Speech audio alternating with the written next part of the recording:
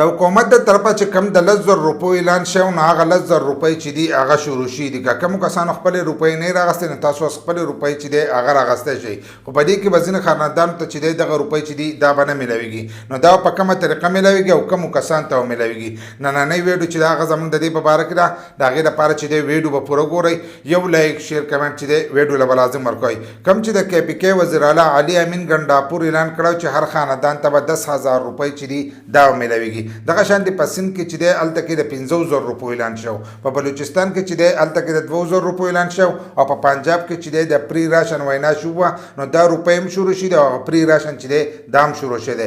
ګلګت بلتستان او آزاد کشمیر چې کم دی نو په هغې کې به تاسو ته 2,000 روپۍ چې دي دا میلاویږي کم کسان چې په دغه علاقو کې اوسېږي. دغه شان په اسلام آباد کې چې کم کسان اوسېږي هغو ته به هم 2,000 روپۍ چې دي دا میلاویږي. خو په KPK کې چې کم خلک اوسېږي هغو ته چې دی هغو ته به 10,000 روپۍ میلاویږي. نو په دې نورو صوبو کې چې دی دا روپۍ شروع شي، که کم کسان د بېنظیر روپۍ راغلي نو هغو ته به ورسره دغه روپۍ چې دي دا به هم میلاویږي. 15,000 روپۍ به ورته هم میلاویږي او 2,000 روپۍ چې دي دا به هم میلاویږي. په سند کې چې کم اوسېږي هغو ته به 15,000 میلاویږي او کم چې په بلوچستان کې اوسېږي هغو ته به 2,000 روپۍ میلاویږي. دغه شانتې په اسلام آباد کې چې کم اوسېږي، آزاد کشمیر کې، ګلګت بلتستان کې، په دې کې چې اوسېږي نو هغو ته به 2,000 روپۍ چې دي دا میلاویږي. خو کم چې د KPK خلک دی لکه خیبر پښتونخوا والا دي نو هغو ته چې دی هغو ته به 10,000 روپۍ چې دي دا میلاویږي. نو دا به هم تاسو ته د بېنظیرو د روپو سره چې دی د دې سره میلاویږي. دا د حکومت د طرفه چې دا وینا شوې ده، ځکه اکثر ځینې کسان وایي ته دروغ وایې. نو د هغو د طرفه چې کومه خبر راشي موږ تاسو ته هغه خبره چې ده هغه در رسو.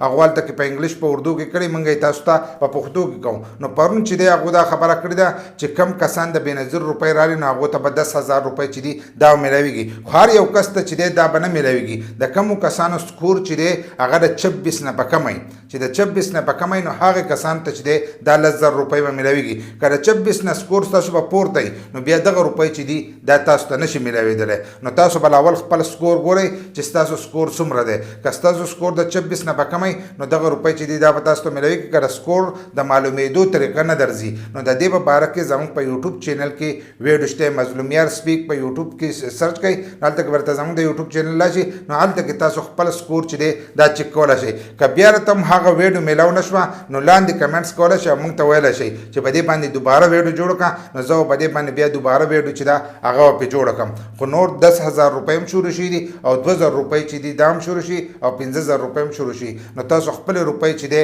دا راغستی شئ او دا به تاسو ته د بېنظیرو د روپو سره چې دی دا میلاویږي. او دا وینا چې ده دا هم د حکومت د طرفه چې دا وینا شوې ده.